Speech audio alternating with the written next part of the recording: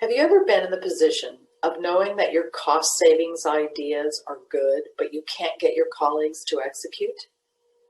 Here's how one executive shifted his approach and garnered significant ROI to his organization. Hi, I'm Rita Johnson, an executive coach in Southern California and a former global leadership development professional in a Fortune 500 company.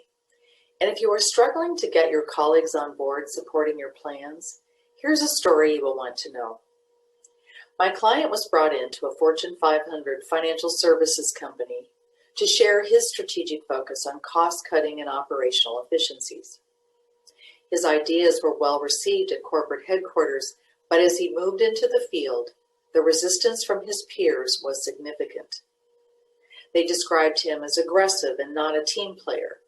They viewed him as overly analytical and data-driven in a company where people were the first consideration in making financial decisions. While he had one of the company's highest employee satisfaction scores, his peers were challenged by the way some of his strategic decisions made them look less than capable, and they were not on board with implementing his financially successful projects. Through anonymous stakeholder feedback, he heard that how he was showing up was not what he had intended. By helping him see how his behavior looked to other organizational leaders and encouraging him to collaborate with his peers in making strategic decisions, he ultimately understood that he was more successful when he had their cooperation and engagement.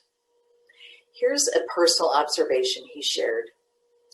I realized that perceptions, real or unfounded, were critical to achieving goals and objectives.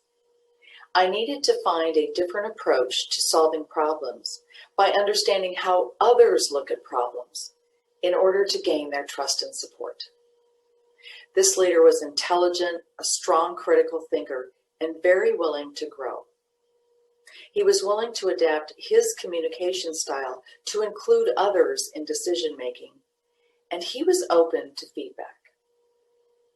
By focusing on encouraging and including others in creating and planning, this leader found that he had more time to mentor high potentials across the organization, and he was invited to participate in a company-sponsored mentorship program.